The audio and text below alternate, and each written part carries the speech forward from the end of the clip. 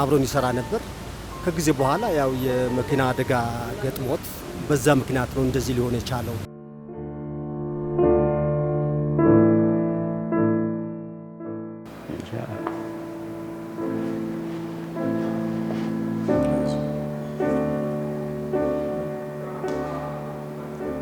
እና አንተ ብቅስት ተሰማኝ ደስታም ሀዘንም ተሰማኝ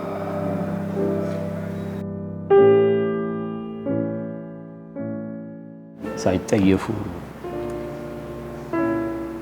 ያው እርዳታ ተደርጎልኝ አሁን እንደዚህ ሰውዬ መንቀሳቀሴ እንግዲህ ቀላል የሚነሳ አይደለም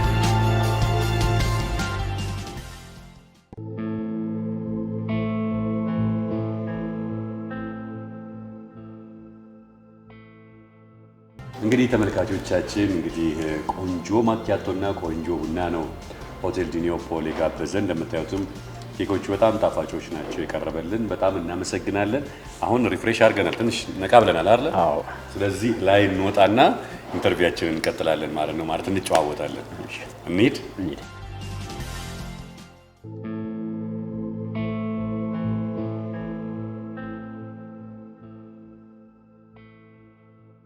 አድማጭ ተመልካቾቻችን እንግዲህ ከመቄዶንያ ዋናው ግቢ ወጥተን እዚህ እንደተመለከታችሁት ሆቴል ዲኒዮፖል ተገኝተናል እንግዲህ ወደ ጨዋታችን ከመግባታችን በፊት ደግሞ ታች ሎቢው ላይ ሻይ ቡና ብለን ነቃ ብለናል አይደል ነቃ ብለን ወደዚህ መተናል ማለት ነው እንግዲህ ዛሬ እዚህ ሆቴል ላይ ብዙ ነገር ነው የምናደርገው በጠየቅነው መሰረት ከአቶ ጸጋዬ ጋር እንደው መዝናናት እንፈልጋለን ስንላቸው ሆቴል ዲኒዮፖል ምን ገዶን እንዴ በዚህ በጎነትማ እኛም እንሳተፋለን ብለው የሚሰጡትን ሰርቪስ በሙሉ እንድትጠቀም ነው የፈቀዱትና አብረን የምናየው ይሆናል ከዚህ በኋላ ግን ቀደም ብለን እስኪ የተወሰኑ ነገሮችን እንጫወት እስኪ ንገረኝ እንደው እድገት ውልደት የት አካባቢ ነው የተወለድኩት አምቦ ነው እርገቴም እዛው ነው ያደኩት የልጅነት ህይወት ምን ይመስል ነበር ነው በልጅነት እንዴት ነበር አስተዳደግ ልጅነት እኛ ብዙ ቤተሰብ ነን ወንድሞች እህቶች አሉ ከቤተሰብ ጋር ነው ያደግኩት። ጥሩ ህይወት ነበር። ምን አይነት ልጅ ነህ? ማለት እንደው አንዳንዴ ኃይለኛ ነህ፣ ዝምተኛ ነህ፣ ለቤተሰብ ታዛዥ ነህ? እንዴት አይነት ልጅ ነበር? እኔ ዝምተኛ ነኝ። በብዛት ቤት ውስጥ ሁላችንም ዝምተኛ ነን። ግን እኔ በአባቴ የወጣው ዝምተኛ ነኝ። ምን ቤተሰብ ኃይለኛ ስለሆነ ነው ዝም የምትሉት ወይስ ምንድን ነው? አይ ብዙዎቻችን እንደ ብዙ ሆነን አንጣላም። ቤተሰብ ብዙ ነን። ስንት ናችሁ ቤተሰብ ብዛት? ቤተሰብ አንድ 15 እንሆናል። እህት ወንድሞች? አዎ። አንድ ሀገር አይደላችሁ እንዴ እናንተ? ራሱ ስንተኛ ልጅ ነህ አንተ? እኔ 7ኛ ነኝ። መንታ ነው የተወለድኩት። መንታ አለ? ሴት ወንድ? ሴት ነች። ኦ በጣም የሚገርም ነው። እሺ ከዛስ ወደ ትምህርት ህይወት ገባ? ከዛ ትምህርት እዛ ጎረምቲ ትምህርት ቤት የሚባል አለ። ከዛ እስከ 4ኛ ክፍል እዛ ነው የተማርኩት። ከአራተኛ ክፍል በኋላስ? ከአራተኛ ክፍል በኋላ ጉደር ከተማ የምትባላለች እዛ 5፣ 6፣ 7 እዛ። ከዛ በኋላ ነው ያቋረጥኩት 7ኛ ላይ። ለምን አቋረጥክ? ምንድን ነው ችግሩ? ስንቅ ያስፈልጋል ምናምን ብዙ ነገሮች አልተሟሉልኝም። በዛ ነው ያቋረጥኩት። ለ15 ልጆች ማሟላት በጣም ከባድ እኮ ነው። 15 ነን አልከኝ። በጣም ግሩም ነው። ከአንድ አባት ነው? አዎ። በጣም ይገርማል።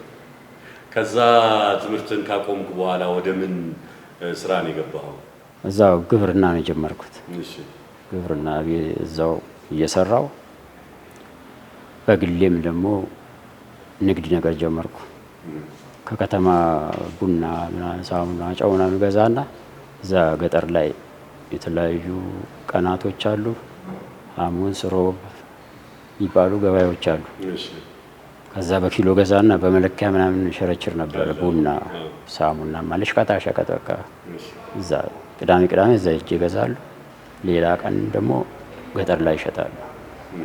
የእርሻ ቀን እርሻ አርሳለሁ። በዛ ነው የቆየሁት። ግብርናም እየሰራ እንደገና ንግዱም ላይ ነበር? አዎ። ግብርና ያው ቤተሰብ ነኝ፣ የግሌ የለም። ያው ከቤተሰብ የእናት አባትህን መሬት ነው የምታርሰው? አዎ። ስለዚህ ማገዝ ነው እንጂ አንተ የሆነ ነገር አለ? የኔ የለም። የግል ያንተ ቢዝነሱ የንግድ ላይ የንግድ እና ንግዱ የት ደረሰ? ንግዱ መሀል ላይ አቋረጥኩ። ምንም ውጤቱን ትንሽ ማጥፋትም ጀመርኩ። እድሜም አለ ኪሳራ ነገር ሲያመጣ ተውኩት። ብር ሲገኝ ላጥ እያደረግ መዝናናት ጀመርክ? አላዋጣ አለኝ። በዛ አቋረጥኩ። ያላዋጣ በአንተ ክፍተት ነው? በእኔ ክፍተት ነው እንጂ ንግዱ ላይ ጥሩ ነበርክ። የሚገርም ነው። ከዛ ወደ ምን መጣህ? ወደዚህ ወደ አዲስ አበባስ ምን እግር ጣለ? ከዛ ወደዚህ እህቴ እዚህ ነበረች። እሷ በመጣው ትንሽ ለማረፍ አይል ነው። ትንሽ ቤተሰብም ትንሽ መጠጥ ጀመርኩ እዛ። እስቲ ሂድና እህት ጋር ትንሽ እረፍ ተባልኩ። ወደዚህ መጣው። በዛው ስራ እዚህ ጀመርኩ። እዚህ አዲስ አበባ? ትንሽ እህቴ ጋር ኖርኩ። ከዛ በራሴ ምን ጀመርክ? እዚህ ቀን ስራ ነው ገባው መጀመሪያ። ከዛ ወጥቼ ልብስ ስፌት ነበራት እህቴ። ከባለቤቷ ጋር ስራ ጀመርኩ እዛው። እጅ ስራ ምናምን እየሰራው ቆየሁ እሷ ጋር እያለሁ። ከዛ ወጣው ተከራየሁ። ተከራይቼ ሌላ ቤንዚን ማደያ ገባሁ። ራስህን ቻልክ ወጣህ? እየሰራው ወዛው ትዳር ያዝኩ። ደስ ይለሽ። ትዳር 6 ዓመት አብረን ኖር። እሷ ወደ አረብ ሀገር መሄድ አለብኝ ብላ ባለቤት? አረብ ሀገር ሄደች።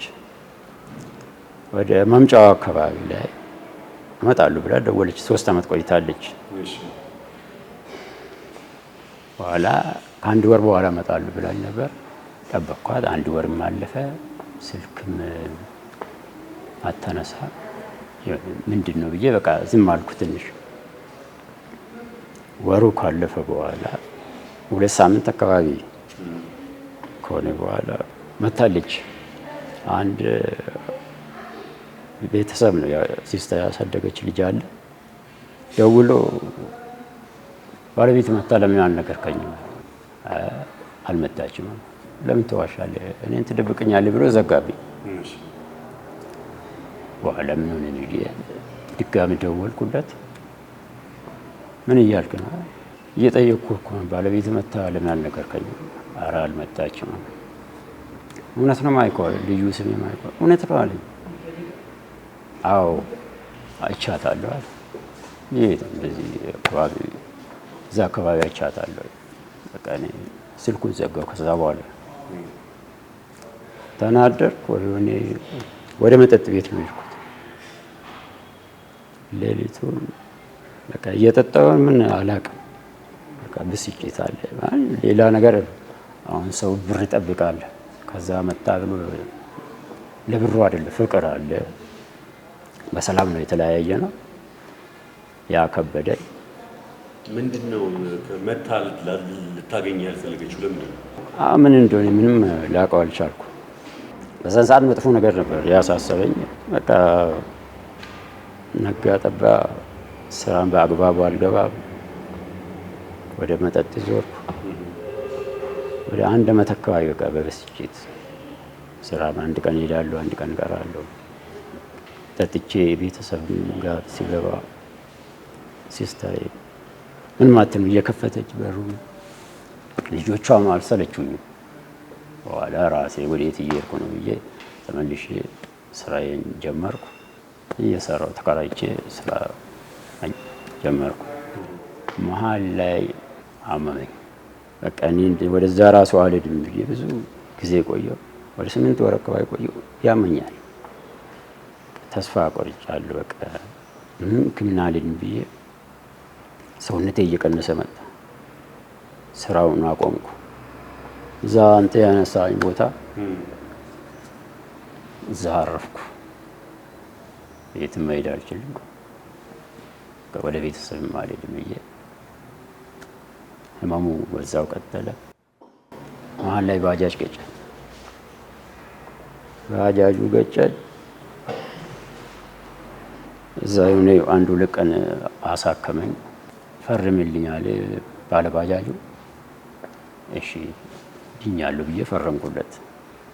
በ3ኛ ቀን ድጋሚ እግሬ አበጠ። እሱን ለቃለሁ። ማን ያሳክመኛል? ያ ህመም አለ፣ ብስጭት አለ። በቃ መንቀሳቀስ አደረገ። አላማዬ ምንድነው? ራሴን ለማጥፋት ነው። ያው አልኮል ሰው ይገላል ሲሉ አልኮል ጀመርኩ። የባሰ ሰውነቴ እየደቀቀ መጣ። በኋላ ወደዚህ ወደ ቤተሰብ ሄድ ብሎኝ እዛ መስሪያ ቤት አካባቢ አልነበር። ወደ ቤተሰብ ሄድ ብሎ ትንሽ ገንዘብ አዋጡልኝ። እኔ ቤተሰብ ጋር አልሄድም፣ በጤንነቴ ጊዜ ያልጠየቅኳቸው አሁን አልሄድም ብዬ እዚሁ እሞታለሁ ብዬ እዛው ህመሙ እየጨመረ መጣ። ወገቤ ያዘኝ፣ እግሬ ያዘኝ። እነሱ እዛ ጋር ያዋጡልኝ ምግብ የሚባል በቃ ውስጤ አልፈለገም። እኔ መሞትን ነው ፈለግኩ። ወደ ሕክምና ራሱ አልሄድም አልኩ። አልኮል ጠዋት በባዶ ሆድ እየጠጣሁ እሱ አልገደለኝም፣ ወገቤን ነው እግሬን ያዘ። ከዛ እስቲ መቄዶንያ ሂድ አሉኝ። ወደ መቄዶንያ እንልካለን አሉ። አልሄድም አልኩ። በኋላ እንደዚህ አይደለም፣ እዚህ ብትሞት ማንም አያነሳም፣ እዛ እኮ ወይ ክፍያ አይደለም እንደዚህ አለ። እኔ ትንሽ እሰማለሁ እንጂ ያን እንደዚህ እውነት አልመሰለኝም። በቃ እዛ ከዳንክም እዛው ትሆናለህ፣ ሕክምና ሁሉ አለ ስሉኝ እሺ አልኩ። ወደዚህ ተደወለ። እንደዚህ የደከመ ሰው አለ። ወደዛ ከመምጣታችን በፊት እንግዲህ አንተ አሁን ትልልቅ ነገሮች ነው ያነሳኸኝ። በባለቤትህ መከዳት፣ በዛ ውስጥ ተስፋ መቁረጥ፣ እንደገና ደግሞ በባጃጅ መገጨትና አደጋ መድረስ ተደማምረው የነዚህ ውጤት ለጎዳና የዳረገ ይመስለኛል። እንግዲህ ከቤተሰብ ጋር አድገሃል። አዲስ አበባ ከተማ መተህ ከእህትህ ጋር ኖረሃል። ቤት ተከራይተህም የመኖር እድሉን አግኝተሃል።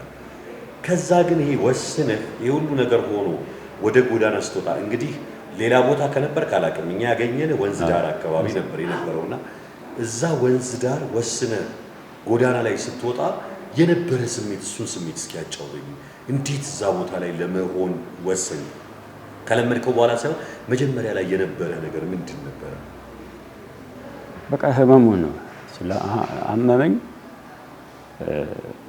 በዛ እየተፈሳቸው ያለው ነው ባጃጁ የቀጨኝ። ሁለተኛ ህመሙ ነው። በቃ ሰውንም አላስቸግረው ወንዝ ዳር ነው ብሞትም ሰው አላስቸግርም ጅብም ይብላኝ ብዬ እዛ ጋር ሆንኩ። ማንም ከዚህ ተነሳ አይልም። ቆሻሻ ያለበት ቦታ ነው አይተሃል። በዛ ተስፋ በመቆረጥ ነው። ምን ይሰማ ነበር ግን እዛ ቦታ? መቼም ቤተሰብ አለ፣ አንተ ትዳር የነበረ ሰው ነህ፣ ላይፍ ነበረ እና እዛ ወንዝ ዳር የሆነች ላስቲክ ምናምን ወጥረህ ለመኖር የወሰንክ ጊዜ ምን አይነት ስሜት ነበር? እሱን ነው ማወቅ የፈለኩት። ውስጤ በቃ ሞት ስለፈለኩ የመጣ ይምጣ ነው። አዎ በቃ መሞቴ አይቀርም፣ እዚሁ ልሞት ነው። ይሄ ነው እዛ ወስኜ እንትን ያልኩት። ወደ ቤተሰብ ለመመለስ አላሰብክም? ወደ ገጠር ምንም አላሰብኩም። በጤንነቴ ጊዜ እጄ አልጠየቅኩም። ትንሽ ነገር ግጭት ነገር አለ፣ በዛ አልሄድም ብዬ ነው። መመለስ አልፈለግም? አዎ። ከባለቤት ጋር 5 ዓመት ስትኖሩ ልጅ አልወለዳችሁም? ልጅ አልወለድኩም።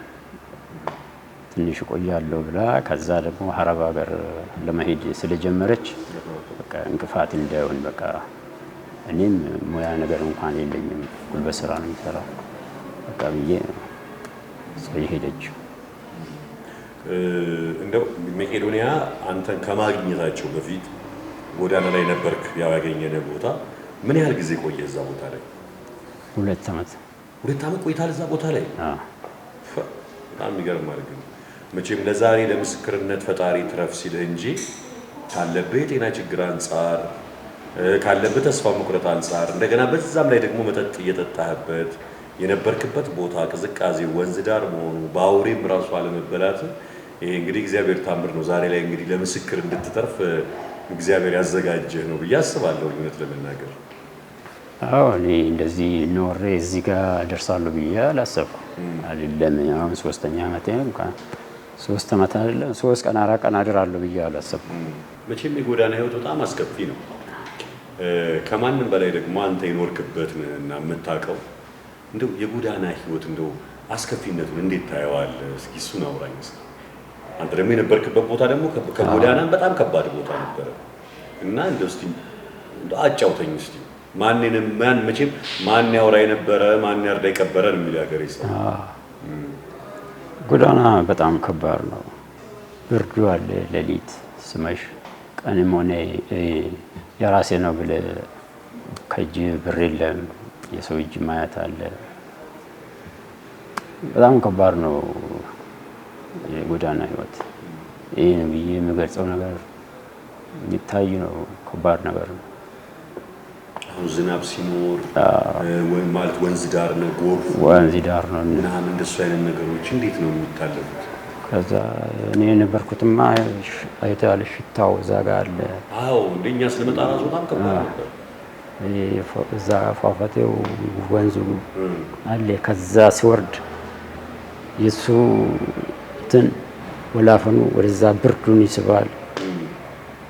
እግሬ ራሱ እኔ እሱ ይመስለኛል እንደዚህ ለዚህ ያደረሰኝ። አዎ ጎዳና በጣም ከባድ ነው። በሰዓቱ ምግብና መጠጥ እስኬት ነው የምታገኘው? ሲጀመር ለምግብ አስቤም አላውቅም። አይ መቼም 2 ዓመት ስትኖር የተወሰነ ወስዳይ ኖር ማለት ሳንቲም ሲሰጡኝ ራሱ ራሴን ለማዳን ምግብ ብዬ አልገዛም። ያው እነሱ ምግብ ሲያመጡልኝ ምግብም በቃ ሞራል ውስጤም አይቀበልም። ያው አንድ ጉርሻም ብትሆን እንትን እሞክራለሁ። እሱም መጀመሪያ አልኮል ወስጄ ነው አንዳንዴ እንዲሁ ድክም ስለኝ ያመጡት አንድ ጉርሻ ጎርሳለሁ። ሌላው እዛው ተበላሽተው ወይ ደግሞ ይዤ ለሌላ ሰው እሰጣለሁ እንጂ ውስጤ ተጎድቷል። በቃ ምግብም አይቀበልም። ያን እኔ ህይወቴን ለማቆየት ብዬ የምጠቀመው ነገር የለም። በቃ ተስፋ ቆርጫለሁ። ማንንም አላስቸግርም፣ ብዙ እሞታለሁ። በቃ ተስፋ ቆርጫለሁ። እኔ እንደውም አልኮል በባዶ ሆድ እስከ 20 መለኪያ እጠጣለሁ። ከዛ ወጥቼ አሁን እዚህ ስመጣ ውስጤ ስታይ እኔ እውነቱ ጉበቴ ይሰራል ብዬ አልገመትኩም። እንደው ጎዳና ላይ ማትረሳው በቃ ይሄንን ጊዜ አልረሳውም፣ እንደው ይሄን ጊዜ እንዴት እንዳለፍኩት የምትለው በጣም የተለየ የምታስታውሰው አለ? የማይረሳኝ ጠዋት ላይ እነሳለሁ ብዬ መነሳት አቃተኝ። ምንም ሰውነቴ ዝልፍልፍ አለ። መነሳት አልቻልኩም። ምንድነው ይሄ ነገር ብዬ ሆዴ ባዶ ነው ይመስለኛል። ከዛ ስንት ጊዜ ገዝቼ የተውኩትን አሹቅ ምናልባት እሱም ብዬ ያን አሹቅ ቀስ በቀስ እሷን ስንት ጊዜ ቆይቷል እኮ እሱን አኘኩ። ትንሽ ወጥ አደረኩ። ከዛ ውሃ ጠጣሁበት። ከዛ ቀና አልኩ። ይሄ ነው ረሃብ ነው ለካ እንደዚህ ያደረገኝ ብዬ ከዛም በኋላ አሹቅ ገዝቼ አስቀምጣለሁ። የደከመኝ ቀን ፍላጎቱ የለኝም ግን ለመነሳት የት አልኮል ቤት ሄጄ ገዝቼ ለመግባት እዛ አስቀምጣለሁ። በቃ 2-3 ፍሬ ከበላው በቃ ኖርማል ምግብ የበላው መስለኝ። ያኛው ምግብ አላይ በቃ እስከ ሞት ነው። መንቀሳቀስ አለብኝ ግን ያው ሲመጣብኝ ደግሞ ድንጋጤ አለ። በቃ ያቺን 1 ፍሬ 2 ፍሬ በቃ ለኔ በቂ ነው። 2 ፍሬ ራሴን ያሰማው ለጮጋራ እንዲቀሳቀስ ያደርጋል። ኖርማል ምግብ መጥቶ ያን አርቄ ካልጠጣው በብዛት እሱም እንዲሁ ለመጸዳዳት እንኳን አቅም ያስፈልጋል ወጥቶ ለዛ ብዬ ነው የሚቀምሰው እንጂ እኔ የመኖር ግን የለኝም። ጊዜ ልክ ባይሆንም ጎዳና ላይ ያሉ ሰዎች ይሄ ቁሩን፣ ብርዱን፣ የተለያየ ችግር ለመሸሽ እንደ ማስቲሽ እንደዚህ መጠጦች፣ አረቄ፣ የተለያዩ ነገሮች ብርዱን ይከላከልናል ብለው ያስቡና እነሱን ይወስዳሉ። ነገር ግን ደግሞ እሱ ደግሞ ሌላ የጤና ጠንቅ ይሆንና ብዙ ጎዳና ላይ ያሉ ልጆች ህይወታቸውን ያጣሉ። በተለይ ይሄ ከማስቲሽ ጋር በተያያዘ ብዙ ሰው ልጆች ህይወታቸውን ያጡበት ሁኔታ ነው ያለው። አንተ እንግዲህ እድለኛ ነህ። እንደው ሌላው ጎዳና ላይ ስትሆን 2 ዓመት አሳልፌያለሁ አልከኝ። በምን ነበር የምታሳልፈው? እዛ ምን ታደርግ ነበር? ምን ትሰራ ነበር እዛ ቦታ? ከታመምኩ በኋላ ምንም ስራ እንትን አልጀመርኩም። እዛው በደህና አብሬ ስሰራ የነበረው እነሱ ናቸው። አልፎ አልፎ ሲያቀብሉኝ በዛች ነው የኖርኩት እንጂ ምንም አይነት ስራም ፍላጎቱም የለኝም፣ አልችልም። እየደከመኝ መጣ። እንደው እንደ ስራ ሳይሆን እንዴት ታሳልፈዋል? ያን 2 ዓመት እዛ ቁጭ ብለህ ነው የምታሳልፈው? ምንድን ነበር የምታደርገው? ከዛ ወጣለሁ። ወጥቼ አልኮል ቤት፣ እዛ መጠጥ ቤቶች እዛ አካባቢ እሄዳለሁ። ባልጠጣም ያው መጠጣቴ አይቀርም። ትንሽ ቀምስና ደግሞ እነሱ ጋር ቆያለሁ። ያቺን ቀምሼ ገብቼ ተኛለሁ። ስነሳ ወይ አንዱ ምግብ አምጥቶ ያስቀምጣል ወይ ሳንቲም ያስቀምጣሉ። በዛ ነው እኔ ሰው አለ ማለት ነው። ብር አልፎ አልፎ የሚሰጥ ሰው አለ ማለት ነው። በቃ ሁሉም ጓደኞቼም እዛ የስራ ባልደረባም አሉ፣ ድርጅቶችም አሉ። ከምሳቸውም ቀንሶ ያመጣሉ። ያን የኔ ፍላጎት አልነበረም ምግቡን።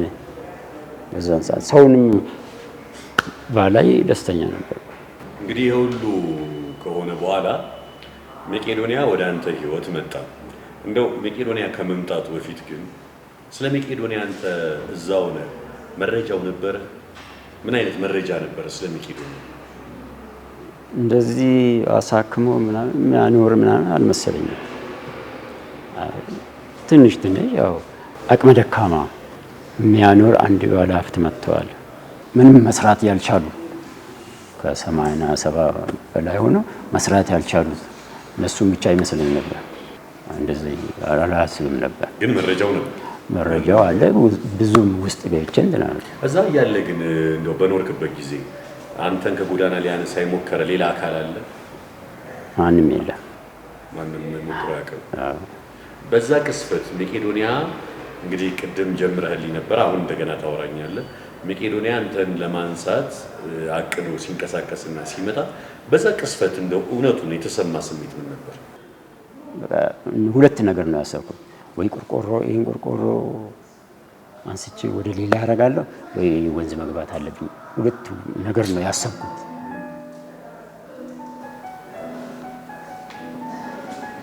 በዛ ሁኔታ ውስጥ እያለ ነው መቄዶንያ የመጣው። ከዛ ተደወለ። እውነት አልመሰለኝም። መጥቶ ጠሩኝ። እዚሁ ጠብቃሉ።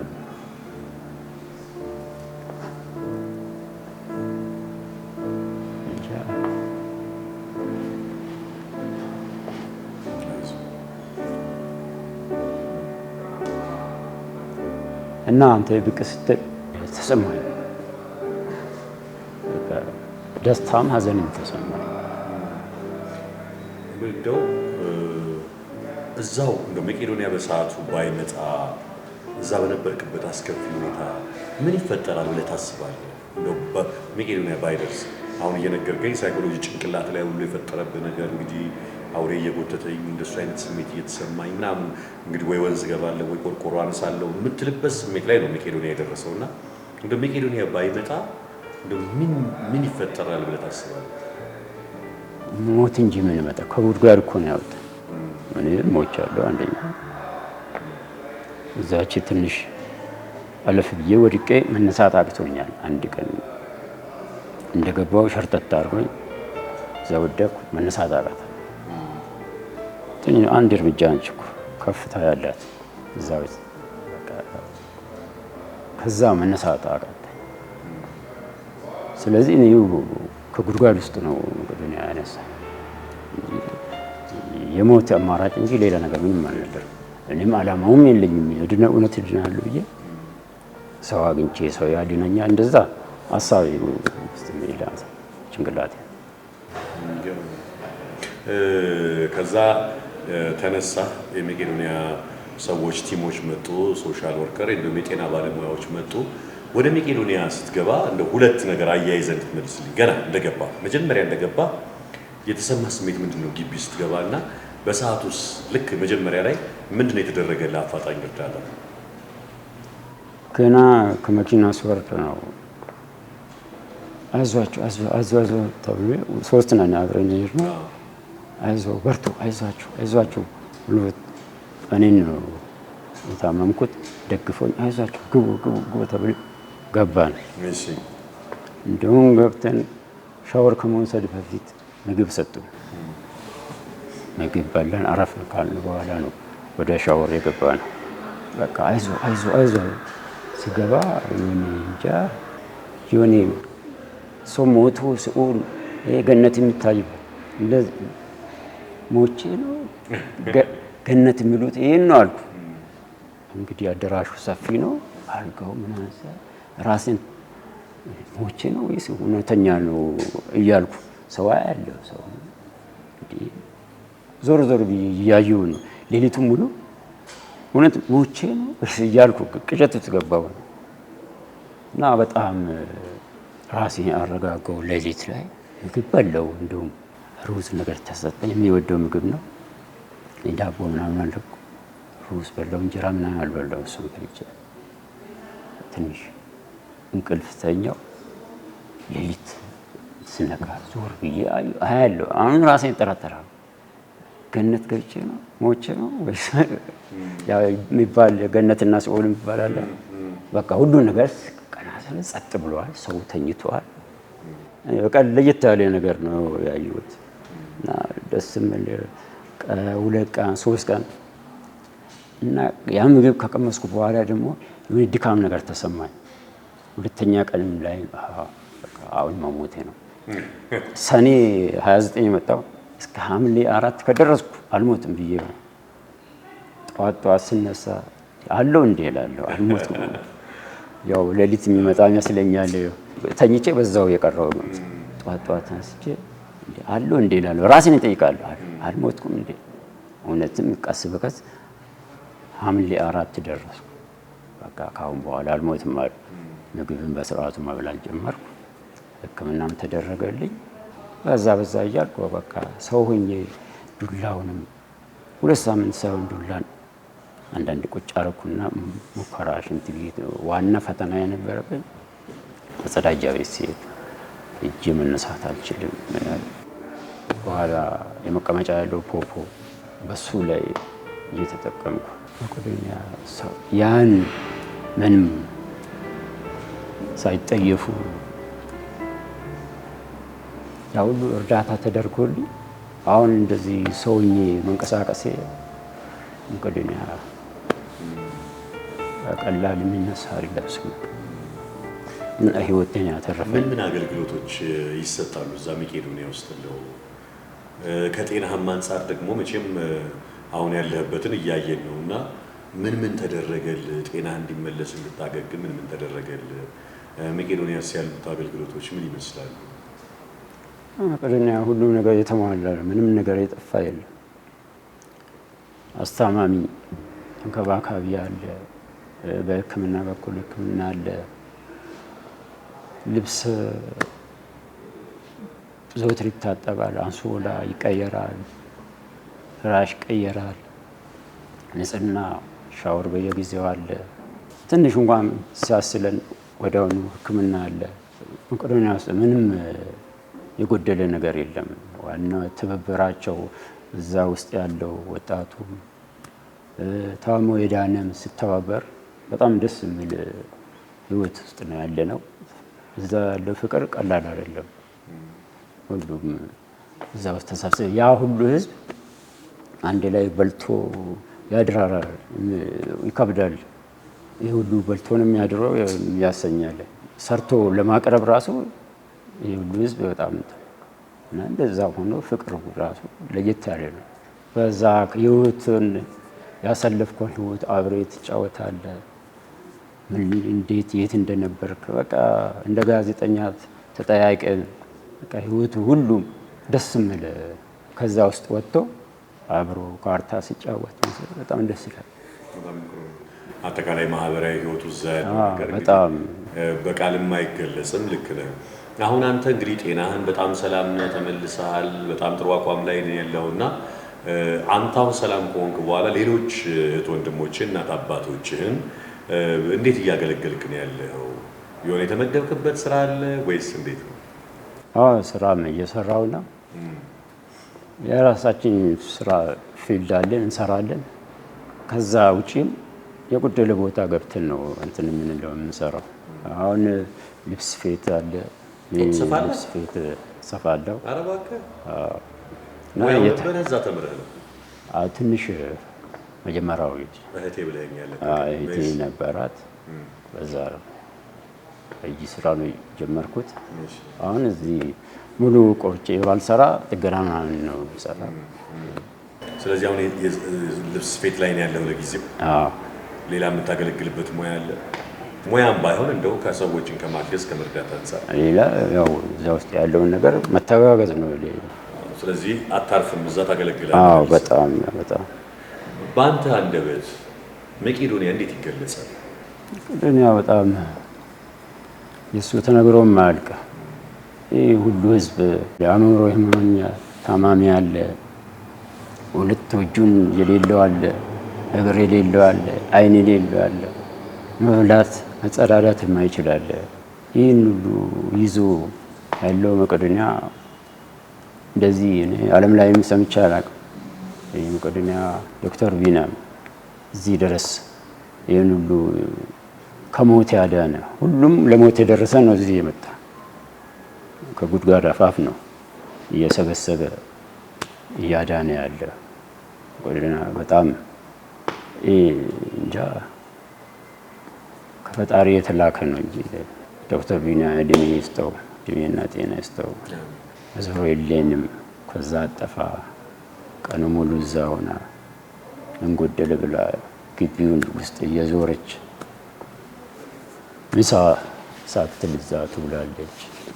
ፈጣሪ ከነሱ ጋር ይሁን፣ ሌላ ምን እንላለን? አንተ ራስህ አንዱ ማሳያ ነህ። ከነበርክበት ነገር እንግዲህ መራመድ ሁሉ እስኪያቀት ትልቅ የጤና ችግር ውስጥ ከነበርክበት ወጥተህ ዛሬ ላይ እንግዲህ እንደምናየህ በጣም ደስ ይላል። ሙሉ ሰው ሆነ እያየን ነው። ይሄንንና በአንተ ላይና በሌሎች ደግሞ አሁን አንተ ከገባህ እንግዲህ ስንት አንድ 2-3 ዓመት ሆነ? 3 ዓመት ይያል እንግዲህ ከዛ በኋላ ከአንተ በኋላ ብዙ ሺህ ሰዎች ገብተዋል እና በእንዲህ አይነት ሁኔታ ሰዎች እየተለወጡ እየታደሱ እንደገና ደግሞ ወደ ጤናቸው ተመልሰው ስታይ እንደው ምን ይሰማሃል? በጣም ደስታው ልዩ ነው። ለየት ሰዎች በእኔ ይገረማሉ። እኔ ደግሞ ከኔ በኋላ መጥቶ ድኖ ሳያቸው እኔ ደግሞ እየተገረምኩ ነው። እውነት ሁሌ ጭንቅላቴ ውስጥ ያለው ዶክተር ቢናን ማናዞት ነው። ይሄን ምን አይነት ፈጣሪ ይሄን ልቦና ሰጠው ብዬ ነው ሁሌ የሚያስበው። በጣም የሚገርም ነው። እንደዚህ አይነት ነገር የትም ሰምቼ አላውቅም። ሰው አንድ ሳምንት አንድ ወር ቤተሰብ ያቃተው በኑሮ አኳያ በመሰልቸት እሱ እየሰበሰበ እያሳደገ ከበሽታው ወደ ጤንነት ለውጦ ጤነኛ ሆኖ ድጋሚ ደግሞ እዛ ሲያገለግል እና ደስ ይላል። በተለይ ዋናው ዶክተር ቢኒያም ነው። ኢትዮጵያ ሕዝብ ደግሞ ከዛ የሱን በመከተል አይርበንም። ጠዋትና ማታ እያበላን እያለበሰን በጣም ለየት ያለ ነው። እንደው ከቤተሰብ ጋር ከዚህ በኋላ እንግዲህ አሁን ጥሩ ያለበት ሁኔታ በጣም የሚገርም ነው። እንዳልከው ገጠር ቤተሰቦች አሉ። የመገናኘት አድቫንቴጅ ኖሮ ያውቃል? እስካሁን ምንም አላስብ። ቴሌቪዥን ላይ እንደው አይተውህም አልመጡም? አልመጡም። ያኔ በተለይ የወደክ ጊዜ የነበረው ነገር በጣም አሳዛኝ ነበረ። አሁን እንኳን እግዚአብሔር ይመስገን በጣም በጥሩ ሁኔታ ላይ ነው ያለው እና እንግዲህ አላውቅም እንግዲህ ይህንን ቪዲዮ ሲመለከቱ ድንገት መጥተው ያዩሃል ብለን ተስፋ እናደርጋለን። አይታወቅም አይደለ? እንደው መቄዶንያ የህዝብ ቤት ነው፣ የኢትዮጵያውያን ቤት ነው። ምንም ባለ ራእዩና መስራቹ ቢኒያም የዚህም ትልቁን የአንበሳውን ድርሻ ቢይዝም በበጎ ኢትዮጵያውያን ርብርብ የሚደገፍና ዛሬ ድረስ የደረሰ ነውና ከዚህ አንጻር አንተም ገብተህ ጥቅሙን አይተኸዋል። እንደው ለኢትዮጵያ ህዝብ እንደው መልእክት አስተላልፍ ብለህ ምን ትላቸዋል? በጣም ከሁሉም በላይ ደግሞ ደስ የሚለው ኢትዮጵያ ህዝብ ይህን ሁሉ ቀንና ሌሊት እየመጣ ቁርስና ምሳ እያለ ስኖረውም ሳይኖረውም መጥቶ ሲጎበኝ በጣም ደስ ይላል። ሙሉ በሙሉ እንዳይርበን ያደረገው ኢትዮጵያ ህዝብ ከዶክተር ቢኒያም ጎን ሆኖ እየረዳን ነው። በጣም ኢትዮጵያ ህዝብ በጣም እግዚአብሔር ይስጣችሁ፣ አሁንም አትለዩን።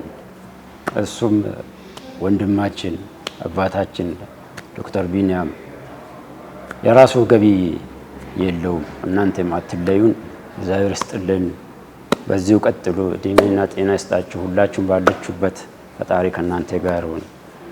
በጣም እንወዳችኋለን ኢትዮጵያ ህዝብ፣ እንዲሁ አደራችሁ እንዳትለዩ ከአባታችን እግዚአብሔር ይስጥልን።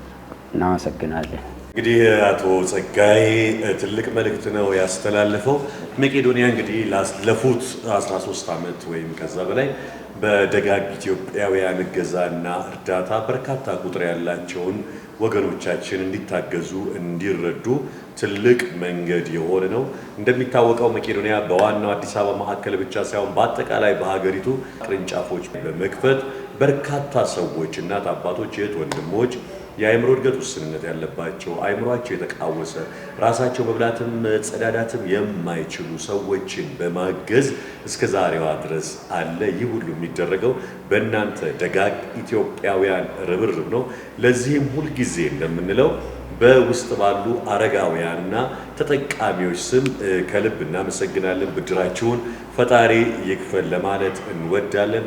በተለይ በክልል ከተሞች መቄዶንያ በራሱ ማዕከል ብቻ ሳይሆን በመከራየትም ጭምር የግድ አገልግሎቱ መሰጠት ስላለበት ወጪ እያወጣም ጭምር ነው እያገለገለ ያለው። መቄዶንያ መሬት ባላገኘባቸውና ተከራይቶ የሚኖርባቸው አካባቢዎች ያላችሁ የዞንም ይሁን የክልል የወረዳም አስተዳዳሪዎች ብትሆኑ ይህንን ነገር ትኩረት ሰጥታችሁ ተገቢውን መልስ እንደምትሰጡ ተስፋ እናደርጋለን። ማገዝ መደገፍ ለምትፈልጉ ሁሉም ቅርንጫፎቻችን ላይ ያለው የባንክ አካውንቶቻችን ወይም በሁሉም ባንኮች የምንጠቀመው አካውንታችን 7979 ነው። እሱ ላይ የምትችሉትን አስተዋጽኦና ድጋፍ ማድረግ ትችላላችሁ። 8161 የቴክስት ቁጥራችንም እንደተጠበቀ ነው። እናንተም ቴክስት አድርጉ፣ ሌላውንም ቤተሰብ አድርጉ ለማለት እንወዳለን። እስኪ አቶ ጸጋዬ ከዚህ በፊት ከዛሬ 3 ዓመት በፊት ሲነሳ ምን ይመስላል የሚለውን ተከታትለን ተመልሰን እንገናኛለን።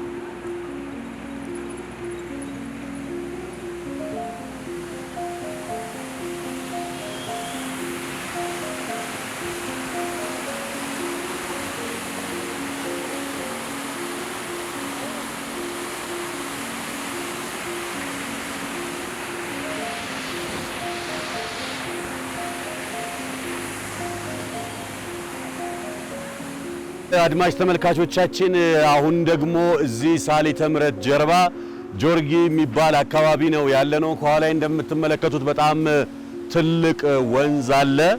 እንግዲህ አንዳንድ የሚያሳዝኑም የሚያስገርሙም ነገሮች ያጋጥማሉ። ከነዚህ መካከል አሁን ያለውበት ቦታ በጣም ለሰው ልጅ ለመኖር አይደለም እዚህ አካባቢ ለመቆም እንኳን ከባድ በሆነበት ሁኔታ አንድ ግለሰብ ወይም አንድ አባት በዚህ በወንዝ ዳር አካባቢ እየኖሩ ነው ያገኘናቸውና በጣም ያሳዝናል። እንግዲህ ፍቃደኛ ከሆኑና ከተስማሙ ከኛ ጋር በጋራ በመሆን ወደ መቄዶንያ ጉዟችንን እናደርጋለን ማለት ነው። አካባቢውን እንደምትመለከቱት ነው። እንደ መኖሪያ አድርገው የሚጠቀሟት እንግዲህ እችን ነው። አባታችን ከውስጥ ይገኛሉ። ሙያተኞች ወደዚህ መጡና እስኪ እናናግራቸውና ወደዚህ ማውጣት የምንችልበትን መንገድ እንሞክር።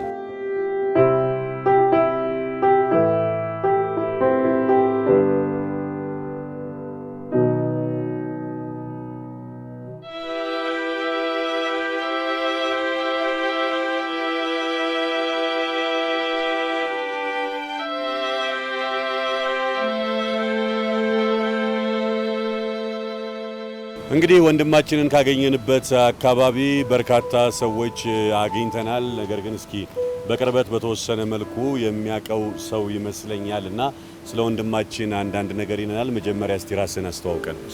እኔ አለሙ ከድር እባላለሁ። እዚሁ ሰፈር ብዙ አመት ነው ስኖር የነበረው። ይሄ ሰው የማቀው ከ2005 ጀምሮ ከኛ ጋር አብሮ ነው የሚኖር የነበረው። አብሮን ይሰራ ነበር።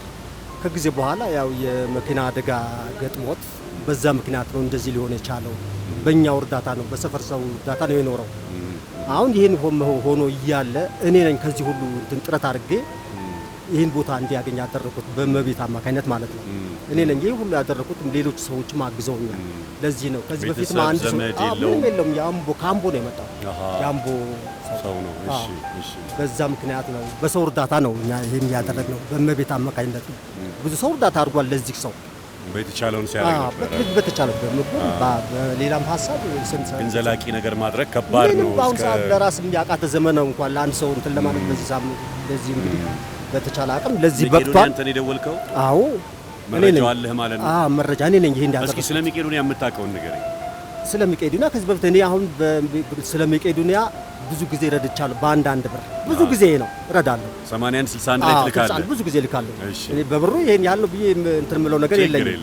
አዎ ያው ህዝብ ነኛ።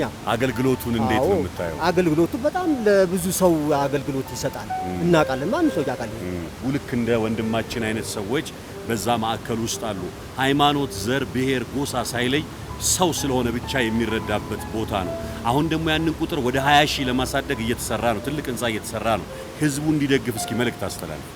እኔ በእኔ ሀሳብ እንደሚመስለኝ ከሆነ ሁሉም እያንዳንዱ ህዝብ ማንም ዘር ወገን ሳይለይ እያንዳንዱ ሰው ባለው አቅም ከአንድ ብር ተነስቶ ሁሉም ድጋፍ እንዲያደርግ በዚህ አጋጣሚ ልገልጽ እወዳለሁ። በጣም እናመሰግናለን። እሺ እኔም አመሰግናለሁ። እሺ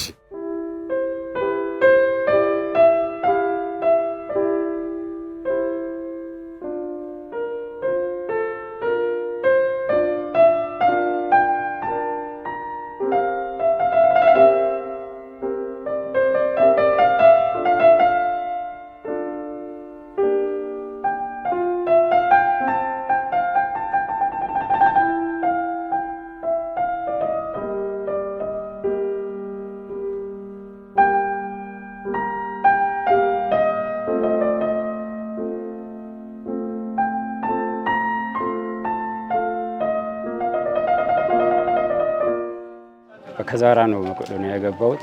በሕክምና ክትትል ያ እብጠቱ ሁሉ ጠፍቶ እግሬ ጤነኛ ላይ ነው ያሉት አሁን።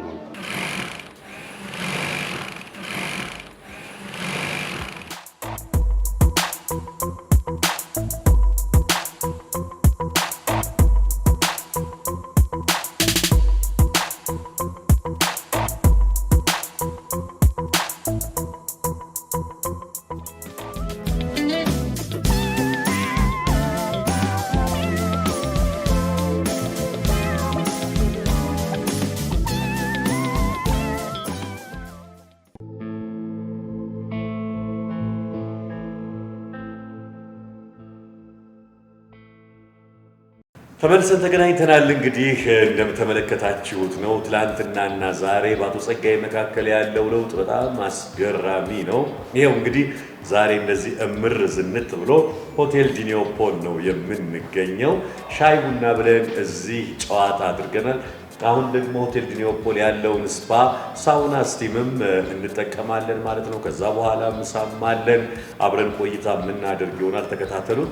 አሁን እስኪ እንሂድና ሳውናና ስቲም ተጠቅመህ ታውቃለህ? አላውቅም። ዛሬ በቃ እንሞክረዋለን።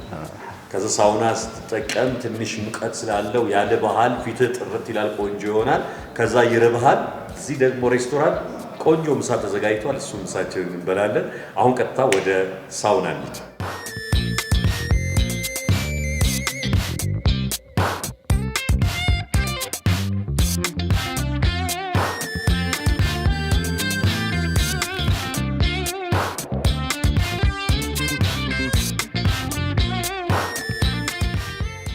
ጤና ይስጥልኝ። እንደምን አለሽ? ሰላም ነሽ? እንኳን ደህና ቆየሽን። በቁማችን ልንገባ ነው። እንግዲህ አቶ ጸጋዬ ይባላል። የሜቄዶኒያ ቤተሰብ ነው እና ዛሬ እንግዲህ የሆቴል ዲኒዮፖልን አገልግሎት ለማግኘት ነው የመጣ ነው። ላይ ተጨዋውተናል፣ ቡና ጠጥተናል። አሁን ደግሞ ሳውና ስቲም እንዲጠቀም ፈልገን ነው እና እሱን አገልግሎት እንድናገኝ ነው። መልካም፣ እንኳን ደህና መጣችሁ ወደ ዲኒዮፖል ሆቴል። በውስጡ ጂም አለው፣ ስቲም አለው፣ ሳውና ባዝ አለው። ስለዚህ ላሳያችሁና ወደ ሰርቪሱ እንሂድ። በጣም ደስ ይላል።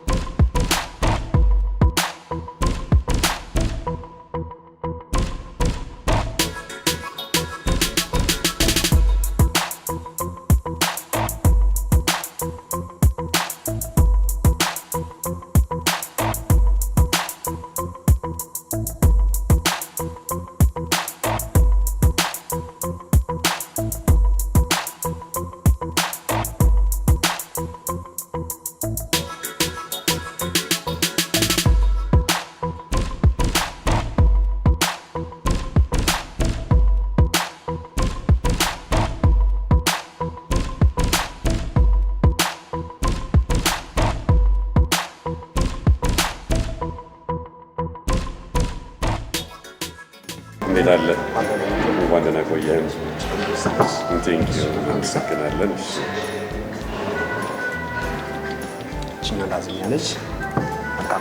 ቴንኪው፣ በጣም እናመሰግናለን። እንግዲህ ከቤት ትንሽ ለየት ያለ ነው። ቆንጆ ላዛኛ ነው። ማንኪያና ሹካችንን ተጠቅመን እንግዲህ እንበላለን ማለት ነው። እንግዲህ በስላሴ ስም የተባረከ ይሁን። ያዝ እስኪ እንሞክረው። እንዴት ነው ምግቡ? በጣም አሪፍ። ወደዋል? ምርጥ ነው። ላዛኛ ሞክረህ ታውቃለህ ከዚህ በፊት? ኧረ ጥሩ ነው አይደል? ያላየሁት ነገር አየሁ። መቆደን ያሳየ።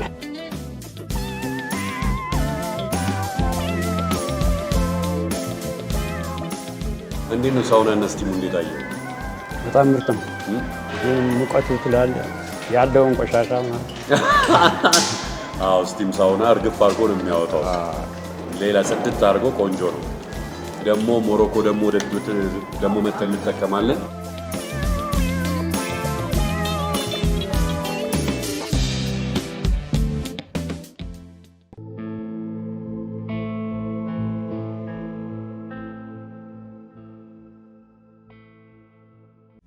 በጣም ከልብ እናመሰግናለን። እንግዲህ አድማጭ ተመልካቾቻችን ዛሬ ለየት ባለ መልኩ ሆቴል ዲኒዮፖል ተገኝተን መቄዶንያ ካለ ቤተሰባችን ጋር የዛሬ 3 ዓመት ጎዳና ወይም ወንዝ ዳር ወድቆ የነበረ በጠና ታሞ የነበረ በእግሩ እንኳን መንቀሳቀስ የማይችለው ወንድማችን ዛሬ በሙሉ ጤንነት በቆንጆ ሁኔታ ላይ ተገኝቶ ዛሬ ደግሞ ሆቴል ዲኒዮፖል ደግሞ ይህንን የመሰለ ጥሩ ግብዣ አድርጎልን መልካም ቆይታ አድርገናል ማለት ነው። በቀጣይ እንግዲህ እንደነዚህ መሰል ያሉ አብረን ቆይታ የምናደርግ ይሆናል። እስካሁን ለነበረን ቆይታ በጣም እናመሰግናለን። መልካም ጊዜ እንዲሆንላችሁ ከልብ እንመኛለን።